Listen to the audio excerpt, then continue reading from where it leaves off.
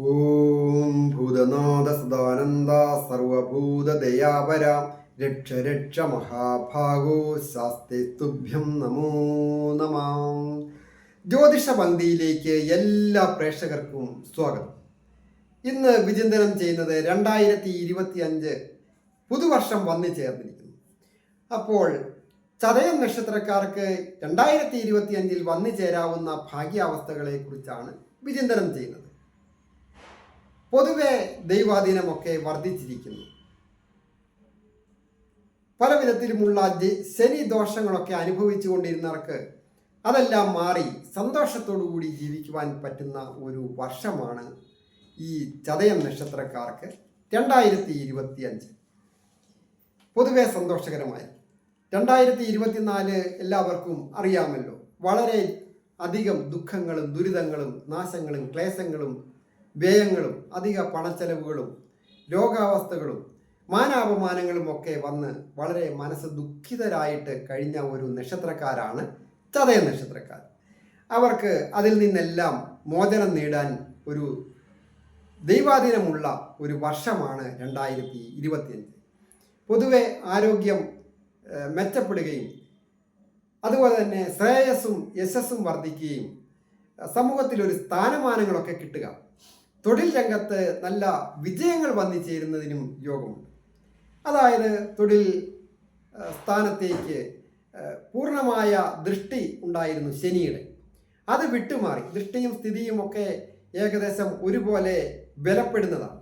അപ്പോൾ തൊഴിൽ സ്ഥലത്തെ ഓരോ രീതിയിലുള്ള മുടക്കങ്ങൾ ഉണ്ടാകും. സ്വന്തമായിട്ട് തൊഴിൽ ചെയ്തവർക്കായാലും മറ്റ് ഓഫീസുകളിൽ ജോലി ചെയ്യുന്നവർക്കായാലും ശമ്പളം കിട്ടാതെ വരിക, അല്ലെങ്കിൽ ജോലി ഇല്ലാതെ വരിക, ഏതാനും മാസത്തേന് ജോലി ഇല്ലാതെ വരിക, അങ്ങനെയൊക്കെ വിഷമിച്ചിരിക്കുന്നവർക്ക് 2025 സ്ഥിരമായ ഒരു വരുമാനം വന്നു ചേരുവാൻ യോഗമുണ്ട്. വരുമാനം വർദ്ധിക്കുന്നതിന് യോഗമുണ്ട്. കടങ്ങളൊക്കെ വീടുക, അതുപോലെ തന്നെ ഉദ്ദേശിച്ച കാര്യങ്ങളൊക്കെ സാധിക്കുന്നതിനും യോഗമുള്ള ഒരു നക്ഷത്രമാണ്.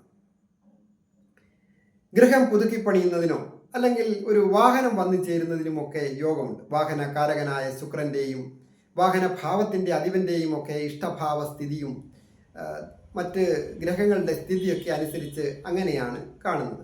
വിദേശത്ത് പോകുവാൻ ആഗ്രഹിച്ച് അതിനുവേണ്ടി തയ്യാറാകുന്നവർക്ക് സുഗമമായ ഒരു നല്ല വർഷമാണ് 2025.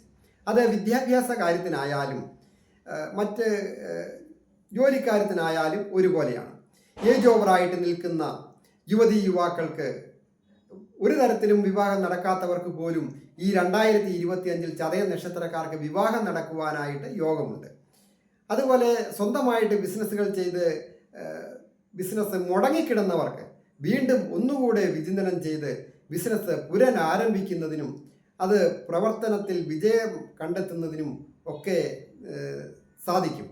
ചെറിയ മുടക്കിലൊക്കെ ആരംഭിച്ച തൊഴിൽ വലിയ രീതിയിലേക്ക് വിജയിച്ച് നല്ല ഉയർച്ചയിലെത്തിച്ചേരുവാൻ ഭാഗ്യമുള്ള ഒരു നക്ഷത്രമാണ് ഈ 2025 ചതയ നക്ഷത്രം.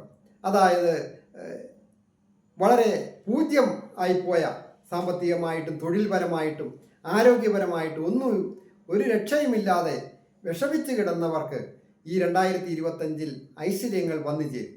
അതിന് സുഹൃത്തുക്കൾ, നല്ല സുഹൃത്തുക്കൾ മുഖാന്തരം ഒരു സഹായം ലഭിക്കുന്നതിനോ അല്ലെങ്കിൽ സഹോദര സ്ഥാനീയരെ സഹായിക്കുന്നതിനോ മാതാപിതാക്കളുടെ സഹായം ലഭിക്കുന്നതിനുമൊക്കെ യോഗമുണ്ട്. കാര്യങ്ങൾക്ക് ഒരു വിജയം വന്നു ചേരുക, സാമ്പത്തികം അതിനനുസരിച്ച് വന്നു ചേരുക, മനസ്സിനൊരു സന്തോഷം വന്നു ചേരുക, അതാണല്ലോ ഏറ്റവും പ്രധാനം.